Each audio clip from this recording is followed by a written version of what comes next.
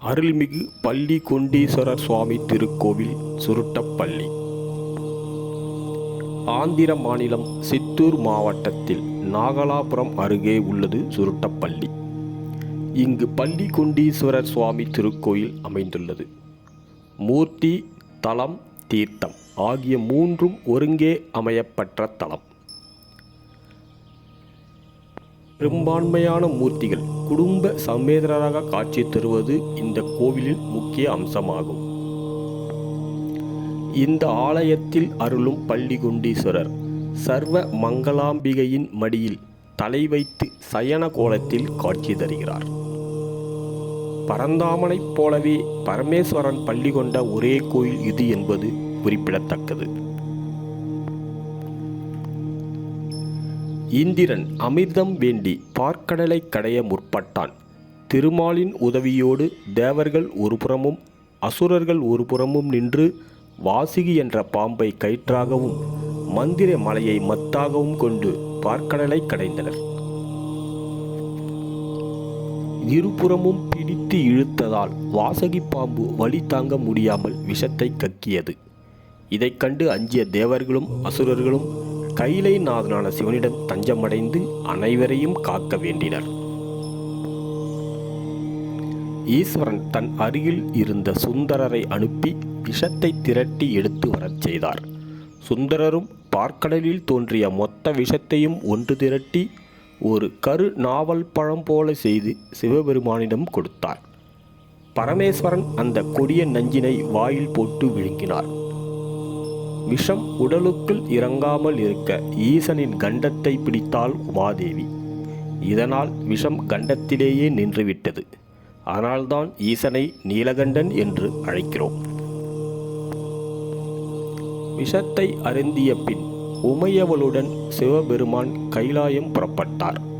வழியில் அவருக்கு களைப்பு ஏற்பட்டது. அதனால் அவர் ஓரிடத்தில் ஓய்வெடுத்தார். பார்வதி தேவியின் மடியில் தலை வைத்து களைப்பு நீங்க சயனித்தார். அந்த இடமே சுருட்டப்பள்ளி என்று சொல்லப்படுகிறது. இந்த ஆலயத்தில் பார்வதி தேவி சர்வமங்களா என்ற திருநாமத்துடன் அருள்பாலிக்கிறார். இந்த ஆலயத்தில் பள்ளி கொண்டீஸ்வரர் தனி சன்னதியில் காட்சி தருகிறார். இந்த ஆலயத்தில்தான் முதலில் பிரதோஷ வழிபாடு நடத்தப்பட்டதாகவும் அதன் பிறகே மற்ற சிவ ஆலயங்களில் பிரதோஷ வழிபாடு தொடங்கியதாகவும் ஒரு நம்பிக்கை உள்ளது.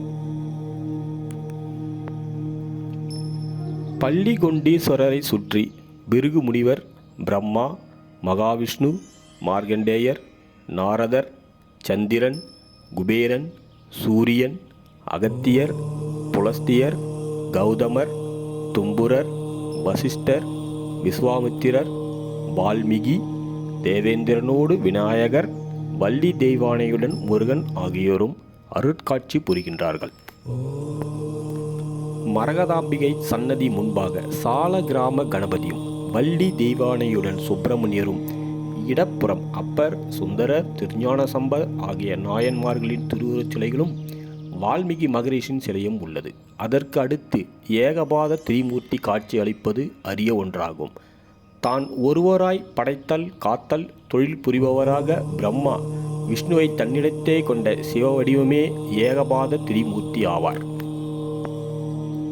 பிரம்மா 4 முகங்களுடன் அன்ன வாகனத்துடனும், சிவன் நந்தியுடனும், விஷ்ணு கருடாழ்வாளுடனும் ஒரே கல்லில் மிக அழகான சிற்பமாக காட்சியளிக்கின்றார்கள்.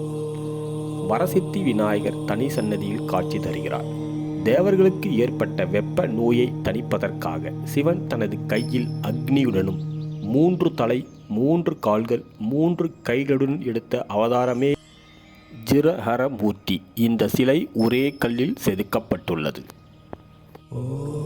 பல கோவில்களில் பலவிதமான தட்சிணாமூர்த்தியை தரிசிக்கலாம். ஆனால் எங்கும் காண கிடைக்காத அரிய காட்சியாக இங்கு தட்சிணாமூர்த்தி தனது மனைவியுடன் காட்சி தருகிறார். இது வேறு எங்கும் எந்த கோயிலிலும் காண கிடைக்காத அற்புதமாகும்.